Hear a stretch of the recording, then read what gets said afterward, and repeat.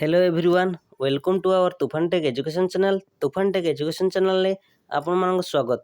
Odisha state scholarship portal already आवेदन start हो गलानी।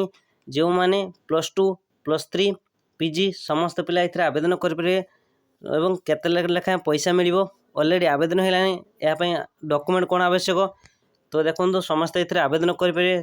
तो या पई डॉक्यूमेंट केबे लास्ट डेट संपूर्ण डिटेल्स आपण इथरे कहबी। तापूर्व जदि आपण मैंने चैनल नुआ आसनी चैनल को लाइक कमेंट शेयर और सब्सक्राइब कर दिंतु।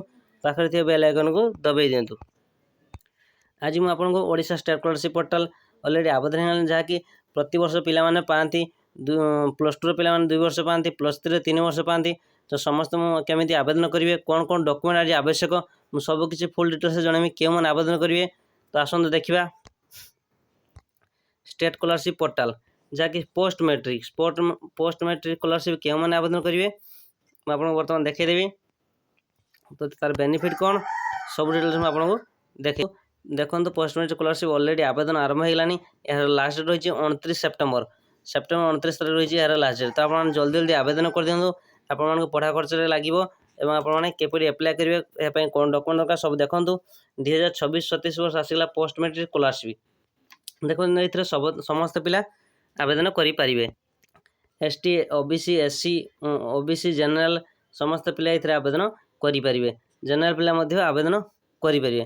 तो देखो से क्वालिफिकेशन कौन दरकार ना +2 बर्तमान से फर्स्ट ईयर एडमिशन होते और जो सर्टिफिकेट थो 10th certificate previous year certificate 50% above mark थी दरकार। 50% माने 300 ऊपर को मार्क दरकार। 300 ऊपर को जार मार्क थी से स्कॉलरशिप एलिजिबल हो पारे। जनरल हो SC हो ST हो OBC हो समस्त आवेदन करेंगे। 300 ऊपर थी से ही आवेदन करेंगे। तो 50% दरकार last exam 10th class 50% mark दरकार। एवं ताकर सब डॉक्यूमेंट कौन दरकार ना डॉक्यूमेंट आपंकर दरकार आधार कार्ड फोटो बैंक पासबुक आधार सह बैंक लिंक मुख्यतः दरकार निहाती लगुच आधार सह बैंक लिंक एवं कास्ट सर्टिफिकेट इनकम सर्टिफिकेट एवं ता सहित रेसिडेंस सर्टिफिकेट। तो एवं आपंकर जो OTR गोटे रजिस्ट्रेशन करेंगे NSP पोर्टल OTR रजिस्ट्रेशन करेंगे कलापर आपंकर ये सब डॉक्यूमेंट रहा एवं आपंकर जो 10th certificate previous year 10th certificate जहाँकि आम 10th सर्टिफिकेट लगुच सहित आप कौन करेंगे ना गोटे हाफ फोटो देले तापर आप कॉलेज रिसीप्ट जो कौ डेट एडमिशन होते एनरोलमेंट नंबर एवं डेट रोल नंबर सब लगे। तो यही सब डॉक्यूमेंट लगे और आपंक फैमिली इनकम 2.5 लाख टंकार कम हो दरकार देले आप एलिजिबल हो पारे। और सबुठ बड़ कथा है बहुत पिला पैसा प्रीवियस पैसा एपर्यंत आसीनी कहीं आधार सहित बैंक लिंक बारंबार फेल्ड हो बहुत पिला से प्रोब्लेम हो आधार सह बैंक लिंक न रही आपने किसी करें। आधार सह बैंक लिंक आप पैसा फसिक रहे जहाँफल कि पैसा आसी पार ना। देखो आपने ये एप्लाय करेंगे एप्लाय ना क्लिक करेंगे जदि आप नुआ नुआ रजिस्टर +2 फर्स्ट ईयर नुआ आगु स्कॉलरशिप आवेदन करना तो रजिस्टर ना आपने क्लिक करेंगे।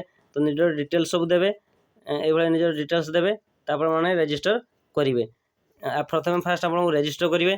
तो रजिस्टर कलापर आप कौन करेंगे ना OTR गोटे रजिस्टर करेंगे NSP पोर्टल जाए OTR रजिस्ट्रेशन करेंगे। तो OTR रजिस्ट्रेशन करेंगे OTR रजिस्ट्रेशन कर सारापर आप कौन करेंगे ना आपने OTR रजिस्ट्रेशन कलापर जा स्कॉलरशिप आवेदन करेंगे। देखो स्कॉलरशिप साइट एवं आप आवेदन न करेंगे तो स्कॉलरशिप साइट बहुत आगू प्रोब्लेम हुए बहुत प्रोब्लेम हम राति राति अनिद्रा रही स्कॉलरशिप आवेदन करेंगे कहीं दिन में साइट प्रोब्लेम हम खोल तो एवं साइट ठीक अच्छी तो खोलुची आपने आवेदन करनी। जो मैंने स्कॉलरशिप आवेदन करना करने इच्छुक अच्छा चाहूँगी तो मुझे आपन को मोर जो चैनल से डिस्क्रिप्शन में मुझे गोटे जीमेल ID देवी तो से कमेंट करिए मते कमेंट कले आपंकर जेकोसी प्रोब्लेम हो स्कॉलरशिप समस्त आवेदन करदेमी। तो आपने से कमेंट करेंगे जीमेल देदेमी आम जो डिस्क्रिप्शन में आपने कमेंट कले आप स्कॉलरशिप समस्त आवेदन करदेमी। और जेकोसी प्रोब्लेम है स्कॉलरशिप आवेदन करना कौन भी प्रोब्लेम है मुझे सब साहाय्य करी। तो मैं डिस्क्रिप्शन में गोटे जीमेल देदेमी से जीमेल आपने कमेंट कर जनइबे कमेंट कले मुझे सब प्रकार साहाय्य करी लास्ट पर्यटन जेकोसी स्कॉलरशिप प्रोब्लेम है आपको साहाय्य करी। और क्यों मैंने आवेदन करेंगे समस्त देखो आवेदन करेंगे 50+ जो मान अच्छे समस्त ही आवेदन करेंगे। जदि भी किसी प्रोब्लेम हो जो मानकर आधार सह बैंक लिंक ना से सब आधार सह DBT लिंक ना तो से करदेवी आपने कमेंट करेंगे मेल कमेंट कले मुझे जनईदेवी। जदि भिडियो बहुत भल लगता है भिडियो हेल्पफुल होता है आप सांग पाक सेयार कर दिखाँ आप सब डिटेल्स जानीपारे। रही जय जगन्नाथ।